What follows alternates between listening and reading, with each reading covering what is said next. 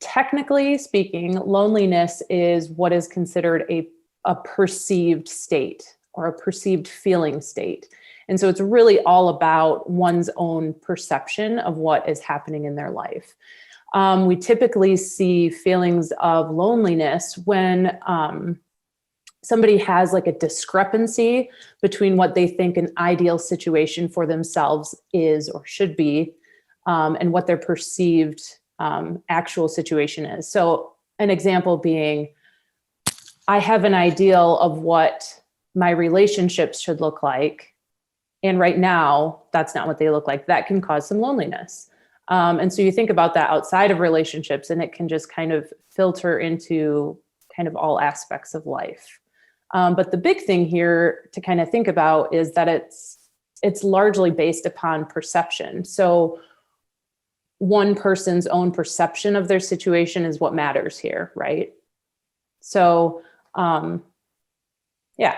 So if people are experiencing a situation in which they don't feel it's ideal, chances are there's going to be some feelings of loneliness. I used to think that being alone was like loneliness.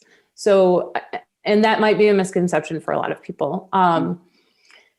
Loneliness is not just as simple as being alone. So we know many people can be alone physically and feel completely fulfilled and completely where they need to be, like they're fulfilling their purpose.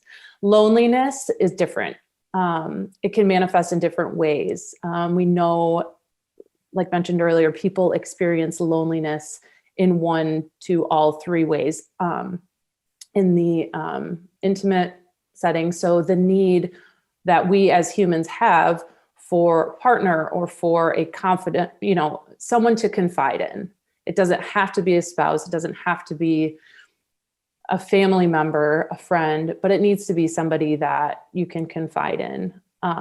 So if you're missing a true connection with another human, you can experience loneliness.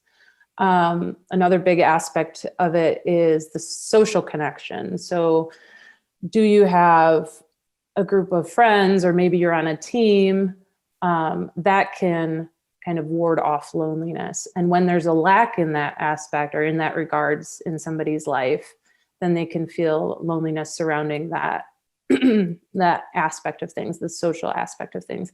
And then there's what is referred to as the collective piece of being human, where you're involved in maybe a network, a community, a church, some sort of group that you belong to, that you feel like you have purpose in. One of the, getting back to like misconceptions, sort of, it's strange because I think a lot of people can actually feel loneliness when they're surrounded by people, which I know I've experienced that. And that was really strange for me.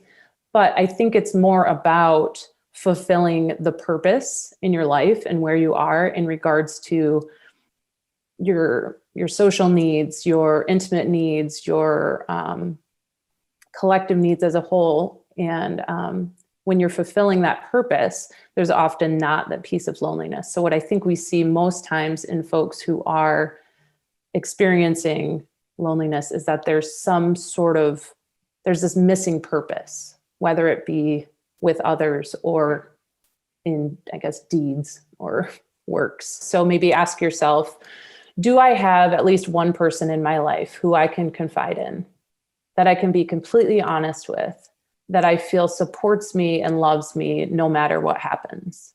And if you have that, then you have probably some sort of intimate relationship. Ask yourself, do I have some sort of connection to a social group?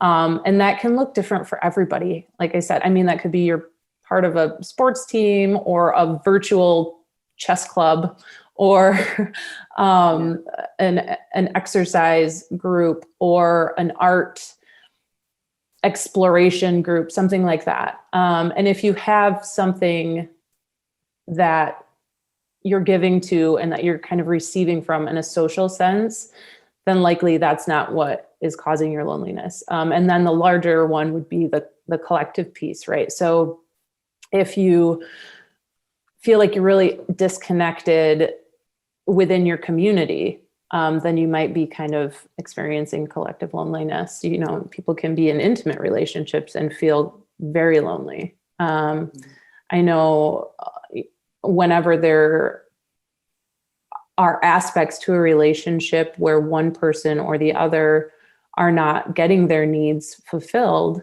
that's a place where loneliness can be and can grow, unfortunately.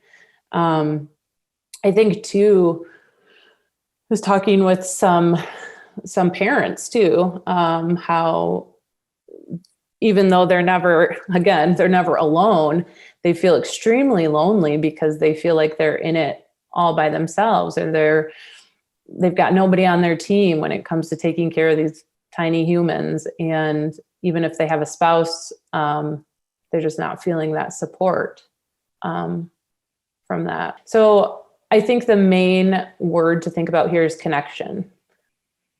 And often we think about connection as being with other people, but I think if we broaden our idea of it, connection can be, yes, with other people, yes, with groups, but it can be to that purpose too. So bringing yourself into the moment that you're currently in. So why am I here in this moment?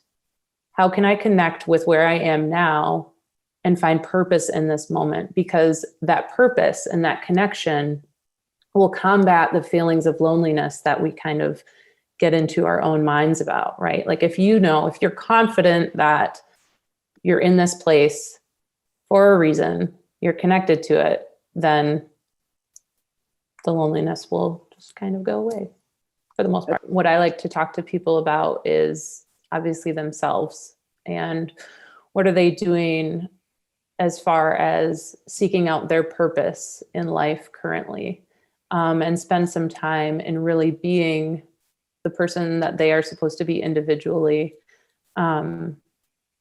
because that ultimately, most of the time, if it's meant to be, will kind of lead to someone else or lead you to connect with somebody in a more deep and meaningful way. I think it's really hard when we compare ourselves to other people too. And maybe that's what I was kind of getting at with the whole not looking at someone else's life and nitpicking it. But often when someone's feeling very lonely because they really want a close relationship, they really want an intimate relationship, it gets really exacerbated by comparisons. I mean, they look at, and what I mean by that is maybe they're looking at all of their friends' lives, or they're looking at things on social media, and it looks like everybody is so happy in their relationship, and that can only be detrimental. So I think, the best idea is to continue to kind of work on yourself and to continue to find what is the purpose for your life currently, where you are, and how can that lead to opening doors to new relationships. Well, I think that the Bible so beautifully aligns with what we need to feel fulfilled to avoid loneliness, in that it has resources for us and how our relationships, how our intimate relationships should look, our friendships, our family relationships, how those can and what those should look like. It has examples for us on what social relationships can look like and what the collective relationships should look like. And the church itself provides opportunity for that, right? So we know that when people are connected, they're less likely to experience loneliness.